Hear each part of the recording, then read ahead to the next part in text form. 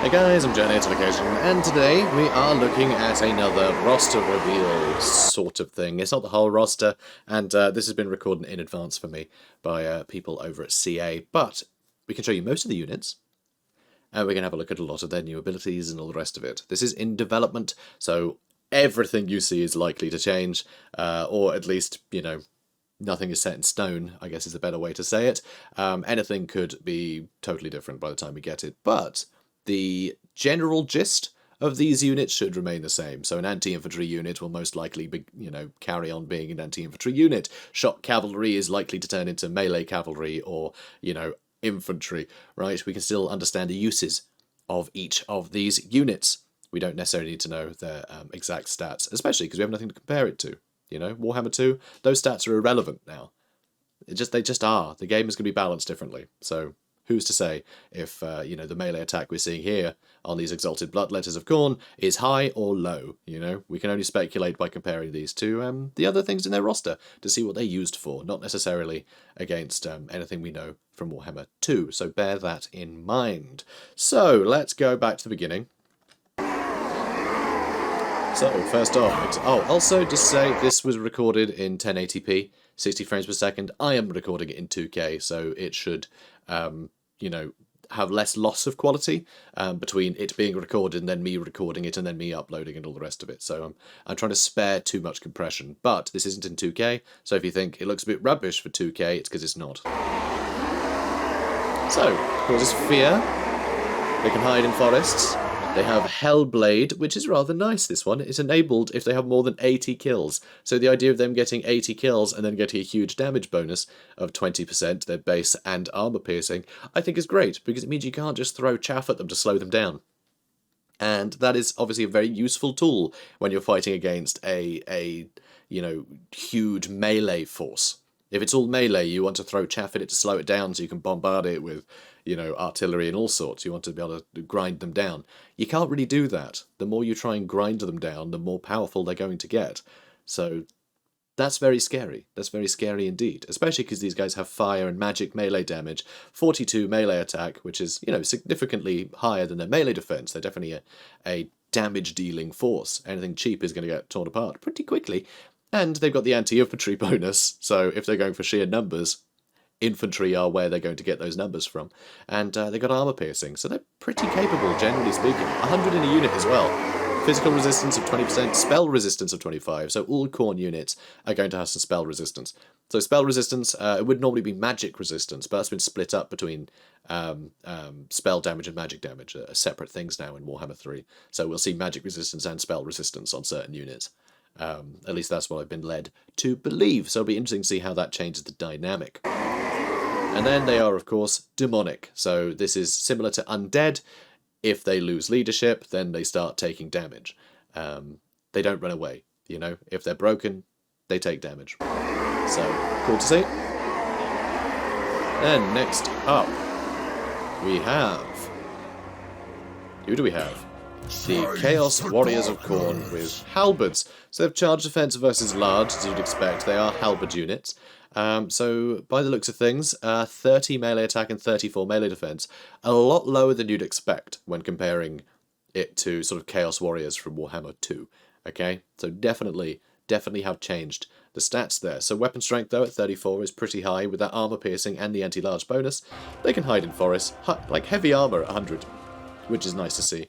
And this is interesting, charge reflection. This is something that's been added to all the halberd units, and this will actually change how halberds play out quite a lot, because it also takes into account the tier of the halberd. So if it's a very powerful elite halberd unit, compared to, say, Empire halberds, charge reflection will be higher. So this is a static amount of damage rather than a percentage of the charge bonus, as we've seen in previous Total War games. So the better the unit is, the more damage it'll do to things charging into it. So it'll be more relying on the quality of the unit blocking, which I think makes sense. Yeah, it means you can't sort of exploit just cheap, spearmen or something in order to overcome huge, heavy cavalry armies that are all elite cavalry. You can't just let the cavalry kill themselves with their big charge bonus, which I think is probably for the best. But it still punishes people for running into a braced unit. They also have Frenzy, which I definitely skipped ahead a little bit too much there. And so we have Frenzy, which is pretty good. That base weapon damage plus 10%, armor piercing plus 10%, charge bonus plus 10%, melee attack plus 8%. So this we would see just immediately apply to their stats as soon as the battle starts. So their stats will be a little bit elevated, you know, from what we've just seen. But this is a pretty constant thing we'll see across KHORNE's army is Frenzy. And then next up we have the KHORNE Berserkers? Yeah, Chaos Warriors of KHORNE with dual weapons. Fantastic. So these, again, huge armor at 100, but these are a damage-dealing unit with 52 weapon strength, which is insanely high for a unit that has 100 models in a unit. That is huge. That is absolutely shockingly large amount of damage, similar to something like Forsaken or the like. But with that anti-infantry damage, you know, bonus and big charge bonus at 32, 100 armor. Yeah, these things are really formidable. And, of course, they will have higher melee attack than we're seeing because they have Frenzy as well. So as long as that quite high leadership stays, you know, above 50%, then they're going to be doing a lot of damage. So very, very cool. They can also hide in forests, of course. So yeah, very, very nice. Very cool to see. And also, lots of skulls on them, which is always good. Now, these guys look great. Spawn of KHORNE. So these are quite similar to the Chaos Spawn that we've seen before, but they do seem to have introduced more of the Beastman Chaos Spawn sort of pieces into here, which I quite like, and I do like the slightly... oh, I've got a big cursor, by the way, so you can see me pointing when there's two cursors, you see. So here you can see big old crab claw with almost like lava on it. Like it's very cool. I really like the look of it. So kind of nice. So for what is essentially a reskin, I'd say they did a good job with these. So they cause fear, they can rampage, which is obviously a bit of a nuisance, but it's KHORNE. Like, you could have the whole army rampage and it wouldn't really change how you use it that much, really. You're just going to tell everyone to attack and watch the carnage, aren't you? So having the old rampaging unit doesn't really bother me. And they are, of course, unbreakable, which is very, very handy. But, you know, super low armor at 10, 190 weapon strength. You know, they're pretty similar to Chaos Spawn from Warhammer 2, you know, big damage dealers and damage sponges, you know, they can take a lot of damage and they're not going to flee. They're just going to sit there in combat all day and be a big old roadblock. A big old roadblock that attacks you with crab claws, you know, typical. And here we have the Minotaurs of KHORNE with great weapons, which, I mean, it had to be with great weapons, didn't it? You can't have Minotaurs with just, like, little weapons. No, big weapons. So, these are basically the same as Minotaurs from the Beastman roster, but I think they have more armor at 70, so they're pretty heavily armored, and that big armor-piercing anti-large damage is going to be incredibly useful in KHORNE's roster for taking down anything big. Siege Attacker as well. They cause fear, and they have Blood Greed, which is very, very cool. So the extra armor-piercing damage starts at 0, goes up to 20%. Charge bonus starts at 0, goes up to 15%. Melee attack 0, goes up to 16. And this, I believe, just ticks up the longer they're in combat, though it doesn't describe that properly. Also makes them immune to psychology, but yeah, becoming more savage and frenzied the greater the scent and sight of blood. So I'm surprised it doesn't actually give details on how that goes up there. But again, this is all a work in progress, so perhaps that text is as yet to be fixed. So here we have the Flesh Hounds of KHORNE. Always good to see more sort of hound units. They're always useful in any roster, and especially with KHORNE being so melee focused, they're going to need something a little quicker to sort of get into the back lines and stop a lot of the missile attacks that are going to cause them problems. So the Flesh Hounds of KHORNE are just the thing for that, and they probably do it better than most other hounds. So quite a small group at 32. Big speed at 95 though, big melee attack at 38. They cause fear, which frankly low armored sort of backline units, they don't tend to have a lot of leadership, so you're going to break them pretty damn quickly. And because they've got such high speed at 95, they're going to keep chasing them down. So that fear, just breaking them quicker, getting the artillery crews off their artillery pieces and the like. Yeah, these are going to be incredibly powerful harassing units. They can also hide in forests. Physical resistance of 20%. They have spell resistance of 50%, which is significant. You can't just rout them with a couple spirit leeches or something. So very, very cool. Also, they are demonic, so all the same stuff as demons. If their leadership is broken, they will suffer for it. And the Gore Beast Chariot of KHORNE. So Gore Beasts, you know, we've had already, but see them emblazoned with all the KHORNE insignia, you know, and the lovely headdresses with the skulls and everything. It's great. They're such a KHORNE centric unit that it's great to see them in the roster finally, you know, with all of the correct paraphernalia. So, 130 armor, which is massive, anti-infantry with 50 weapon strength, but of course they're chariots, so they attack a bunch of units at once, you know. Anything they're sort of passing, they will be making attacks on, so that's really cool to see. But pretty low melee defense at 22. 30 melee attack isn't the highest, but that anti-infantry bonus could be incredibly significant. So they cause fear as well, and they have frenzy. Nice to see. Charge bonus of 80 as well is terrifying. Absolutely terrifying. It's a good little chariot unit. The Blood Crushers of KHORNE. So these are the ones with the blood letters on them, of course. So big old armoured... it's like if a dog and a tank had a baby, and then they abused it horribly, made it really angry. I don't know, forced it to watch Piers Morgan interviews on repeat. I don't know. So, yeah, very, very terrifying monster here. I say terrifying, fear-causing at the very least.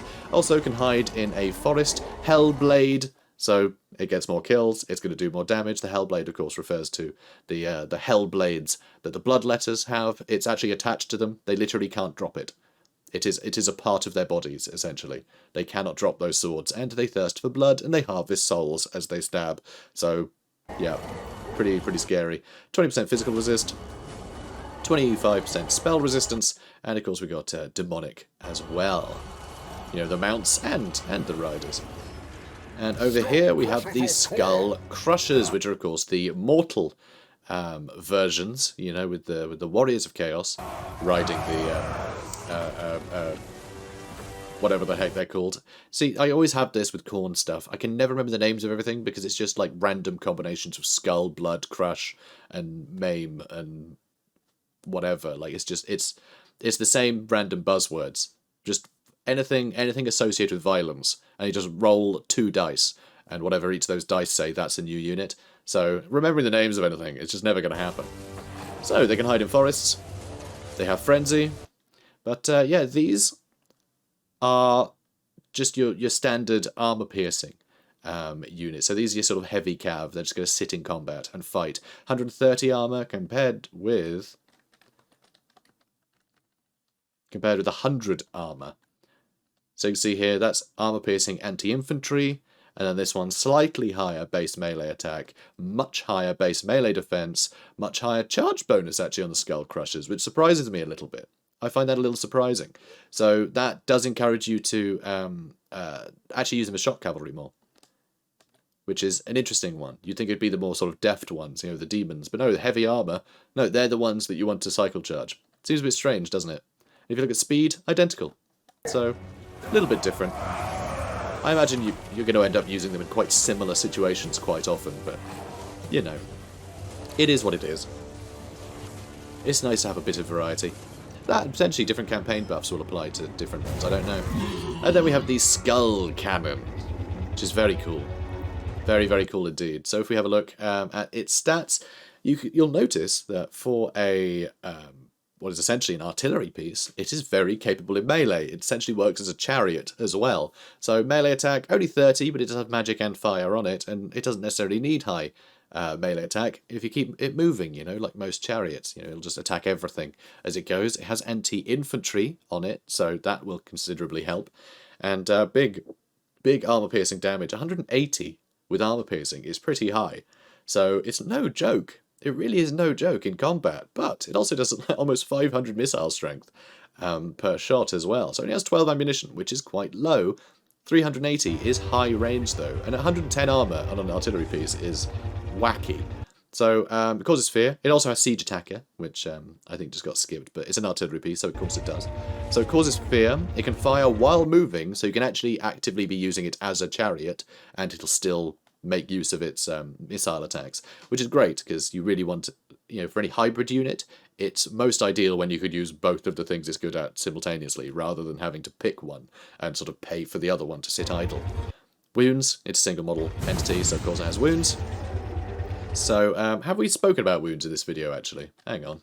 So wounds, any single model unit now has wounds. Okay, so this applies to, you know, a Carnosaur, a dragon, or a Empire captain on foot, right? Any single model entity is going to have this new wounds effect, new ability applied. And it basically just means that you're rewarded for doing damage to single model things, which is something that you weren't previously in Warhammer 2, because unless you could kill or break the unit, any damage you do to it is sort of pointless. It's not going to lower its ability to hurt you. So usually you're better off shooting something else, unless of course you can kill it or make it rout very quickly. But a lot of the time you're just wasting your shots that could be used making other units less effective by killing their models off.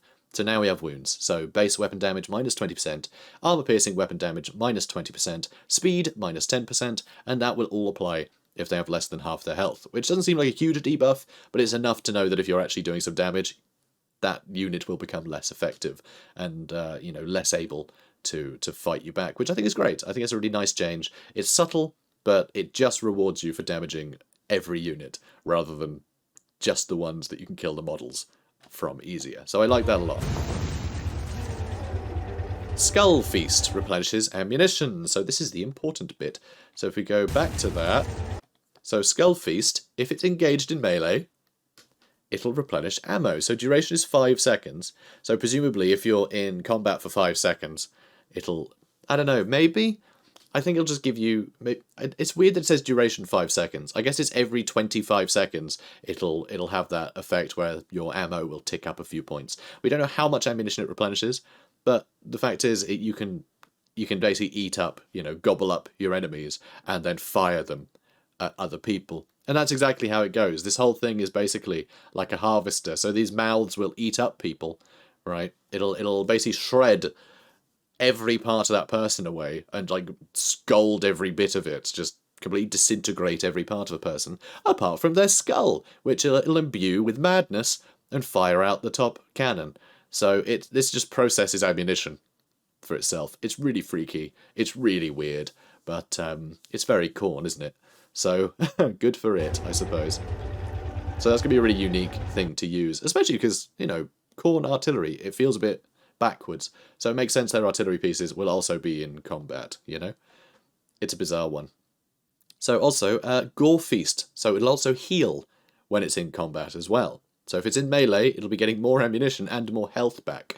So if you can get this, again, just attacking chaff units, you can harvest a bunch of ammunition from, say, just your Empire Swordsman or something, just some cheap unit. You can harvest ammunition and health from those units, so you can start shooting at anything big and scary, that you want to challenge, you want to get their attention. So I think it's really cool. It's going to be a really interesting unit to use, I think. And physical resistance of 20%, spell resistance of 25%, and of course it is demonic. So pretty normal there. Right, what do we got next? So next up we have the Blood Shrine of KHORNE, which is similar apparatus, but more so. It's a bit ridiculous. So the Blood Shrine of KHORNE, so armoured, armour-piercing anti-infantry, so it plays again like a chariot. It does cause fear. It encourages, so nearby units will have more leadership. It is a single unit, so it has wounds, as you'd expect. It has Gore Feast, so if it's in melee, it will be healing. I mean, pretty minor heals, by the way. It's 0.1% heal per second, which is very small, but with 110 armor, unless it's fighting some dedicated armor-piercing units, it's going to be able to survive for weeks in combat. So you've really got to bear that in mind. So Totem of Endless Bloodletting, that sounds friendly. +5 melee attack and +4 leadership for nearby units. Only within 35 meters though, so you've got to really be like a part of the same combat as this guy. But you surround this guy with something like, I don't know, Warriors of KHORNE or something. They can just soak up a bunch of damage from enemies, then yeah, I think it's going to be very, very scary. So physical resist 20%, spell resistance 25, and it's demonic. Classic. But yeah, really scary looking unit there. And it does have the bones versus infantry, as you'd expect from a chariot. And here we have the Soul Grinder. So Soul Grinder of KHORNE, I think, looks perfect. I think this is the sort of unit you'd expect in a KHORNE roster. I know the Soul Grinder is a lot of people just don't like it, just flat out don't like it in fantasy. I actually don't mind it. I think for some gods it looks a bit weird, but I think in KHORNE's roster it makes perfect sense. There's the sort of heavy metal ridiculousness that you'd expect from KHORNE. It's all just metal and flesh. Bash them together, send them to go harvest skulls for you. It's that level of maniacal that I think is just perfect. It looks like it's out of Doom. Alright? If you want a KHORNE roster, just look at Doom and then get units from that. If it looks like it could be in Doom, it can be in KHORNE's roster. So, Siege Attacker. Causes fear. Causes terror. Not a surprise. It can fire while moving, which, again, any KHORNE unit with missile attacks needs to be able to do this, because you've got to be able to do ultimate carnage, right? You can't just be stood there. No, that wouldn't work. So, if you want the missile attack to be sort of used at all, without it just ruining the theme, then yeah, he's got to fire while moving. So wounds, because it is a single model. And then he has the physical resist, the 25% spell resist, and he's demonic. Now let's look at his stats. So his missile strength is 800, and more than half of that is armor piercing. Quite short range at 120, which means you do want to get stuck in with him, but that is a big amount of damage. If you've got something like, let's say the enemy has a dragon, right, looking at you, Cathay, and they're being a bit weaselly, trying to stay away from your big units, well, the Soul Grinder can just take the damage to the enemy at that point, you know? The Soul Grinder gets stuck in and occasionally take pot shots at any big units that are trying to avoid being in combat with him. So I think it's going to be incredibly a scary unit. I think you really want to focus down the Soul Grinder early, I think. He's going to be a big threat, because he's going to be consistently a threat, you know? If he gets close to you, he's going to do a lot of damage, but even if he's not that close, he can pop off the odd cannon shot and do some work. So very scary. I say cannon shot. I don't think he actually has a cannon, does he? Does he throw a javelin or something? Maybe that is a cannon. It's hard to say. The fluff around Soul Grinders can be a bit vague sometimes. They tend to change their mind a lot about what the missile attack is from time to time. But whatever the case, he's scary. So next we have the Blood Reaper, which... Another chariot. No, it's actually a mount. That's his mount choice. The Blood Reaper is the hero. This is a melee specialist hero unit, which is, of course, is a bloodletter, but a better bloodletter. It's a Blood Reaper. See what I mean about just, like, stuff adjacent to violence, roll a dice, and that's the combination. Yeah, that's that's KHORNE. KHORNE's naming conventions never fail. So, 110 armor, very nice and high. 68 speed, mostly thanks to the mount, anti-infantry and everything. Most of this is thanks to the mount, but bloodletters are very much like an anti-infantry unit, generally speaking, so it all makes sense. It all fits, you know. It's all just giving more utility to their usual remit, I suppose. So, pretty typical. But let's see his abilities. So, Foe Seeker. Deadly Onslaught. And let's see, is Deadly Onslaught any different? I'm not sure if it is any different, actually.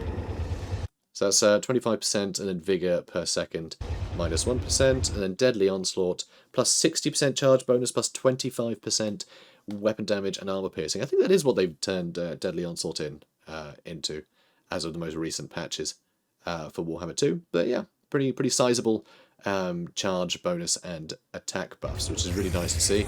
And this is interesting. The Locus of Abjuration gives plus 66% spell resistance. And remember, they've already got plus 25% spell resistance just for being in KHORNE's army. So that's basically giving them the maximum amount of resistance to magic, which is, well, in Warhammer 2 is 90%, but who knows in Warhammer 3 if, if resistances have the same cap as they do in Warhammer 2. We'll have to find out, but essentially you're not going to be taking any meaningful damage from spells while this is active, that's for sure. And only 90-second cooldown and 25 seconds duration. That's kind of considerable, and it is an area of effect. So anything that's in his own sort of sphere of influence. It's only 35 meters, so you've got to be pretty close to him. That's pretty huge, though. That is kind of insane. That's going to negate a spell pretty thoroughly for him and everything he's fighting with. That is very cool. That is going to be a very powerful ability. Also, he causes fear. That is no surprise. He encourages nearby units. He has wounds, so, you want to hurt him. Hellblade, so he gets more than 80 kills. He's going to get those attack bonuses as well, which is especially terrifying, considering that he's a little more capable than some of the other units. So that's scary. And Gore Feast as well for healing, and Totem of Endless Bloodletting. So he's also going to be buffing the main attack and leadership of nearby units. And then, of course, he has the physical resist, the spell resistance, and he is demonic. But yeah, really scary looking unit, this. Very cool. Very cool indeed. And then a little bit higher, here we go. And then we have a Bloodthirster. Again, roll the dice. Blood and Thirster. Brilliant. So this one, Demon of Khorne, obviously. He's a greater demon. So he causes fear, causes terror. He can fly. He has wounds. Spell resistance, 20%. Spell resistance, physical resistance 20%, spell resistance 25%, and he is demonic. But his stats are really formidable. 60 melee attack is higher than anything we've seen so far. He's also anti-large, so you're going to want him to focus on, you know, the big sort of centerpieces of the enemy armies, and he's probably going to get through them pretty quickly, because despite, you know, not being a lord or hero or anything, it's 480 weapon damage, and who knows how much that's going to be augmented, because we don't know what his anti-large is, his anti-large bonus. But that is a very monstrous monster right there. Very scary. Very scary. Especially considering that he's a demon, so he's not going to actually flee.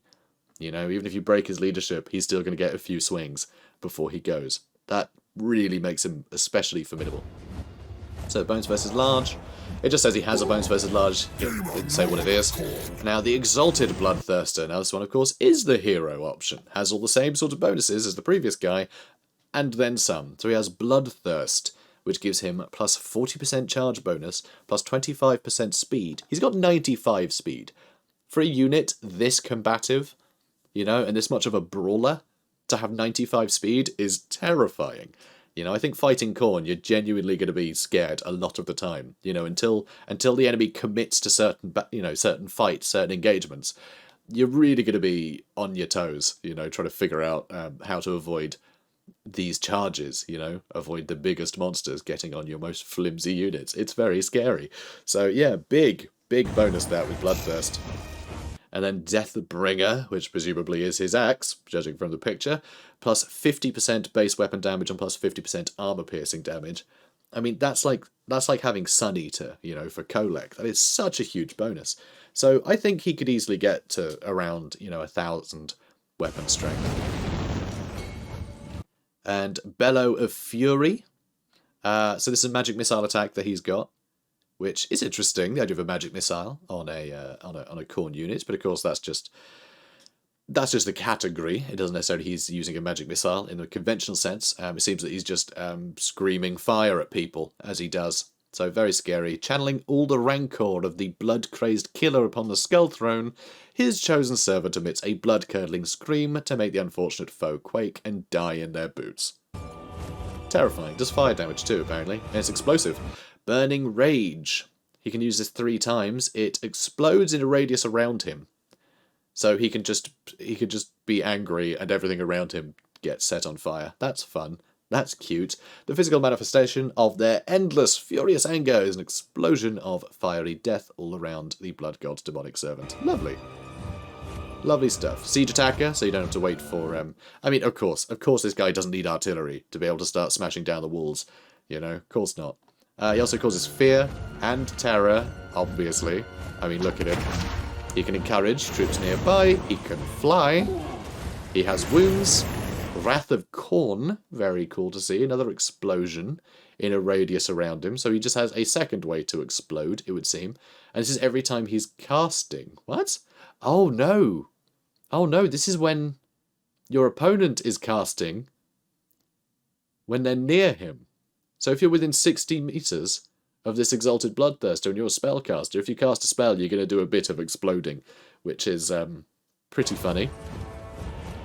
And then we have spell resistance of 20%, spell resist of 25%, and demonic. So all round a very scary boy. And now one other thing that I need to mention is down here. So this is the flying toggle button.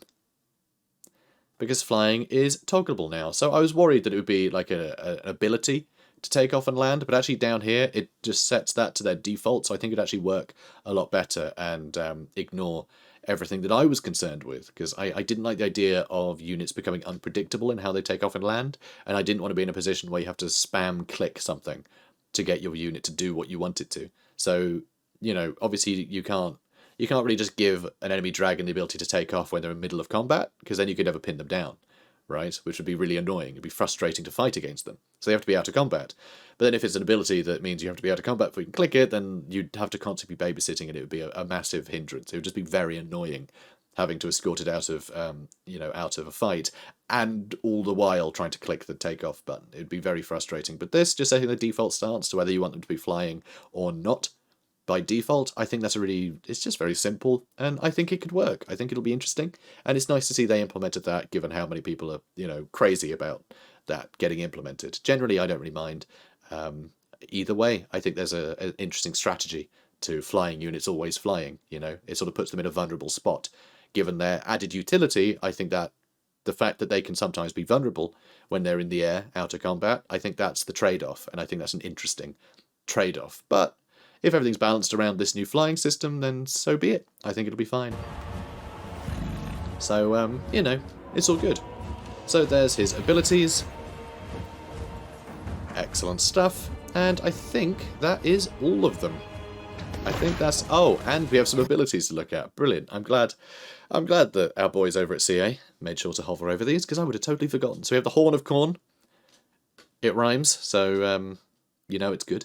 So plus 24 melee attack. So it's almost like a wah. A little wah that you can drop down on some of your units, which is handy. Then you have a Relentless Rage, which gives Unbreakable to units, which of course in the case of demons it stops them from crumbling. Although not crumbling, but you know, being sucked back into the void, I suppose. And then you have the Blade of Khorne, which is a huge explosion area. So this is literally just the Blade of Khorne, just coming in and stabbing the enemy for you, which is lovely. I like that. Sounds fun. So it affects grounded units. It says 72 damage, which doesn't seem huge, but it's an explosion, right? So anything that's caught in that blast will take 72 damage. So if that's, you know, 50 different guys all stood in a unit, then that's going to do a heck of a lot of damage. That's going to add up. But if you're trying to use this on a single guy, then you're not really going to do much damage to them. So use this on big groups, and you'll be laughing. That's not a sword. This is a sword. Good flavor text. I like it. So very cool stuff from Khorne here. Oh, and it shows you how you earn these different things. So you actually have to get kills here. So points generated for each enemy entity killed. So as you kill things, your points go up. Makes a lot of sense, you know. So as you kill, this bar on the side, so these little bars will go up and unlock the next ability. So I like that. So you don't start with the big explosions, but you can work your way up to it. So I like that. I like that a lot. So that will be it for today, guys. So what I'll do is I'll just shimmy back to the beginning. And, yeah. Also have these guys shouting, woo. I like it. So yeah, guys, so remember this is in development still. Hopefully I'll be able to actually play some Warhammer 3 before too long. But for now, we're just having to settle with these recordings that CA are sending us content creators, which I think is better than nothing, and I certainly appreciate it, and I hope you guys do too. I'd love to know what you guys think in the comments of the roster. This isn't the entire roster as well. I think I said that at the start, but I've got to keep reiterating it. This isn't the whole roster. This is just a selection, you know. So it might be all the infantry and all the cavalry and things, actually. It might be all the units, but certainly not all the lord choices. It's not all the hero choices. So, you know, bear that in mind, and bear in mind this is all subject to change. But I'd love to know what you guys think about the general vibe, because I'd love to hear about the general vibe. So let me know. Brilliant. So comment, like, subscribe. I'll see you in the next one. Take care, guys. Have a good one.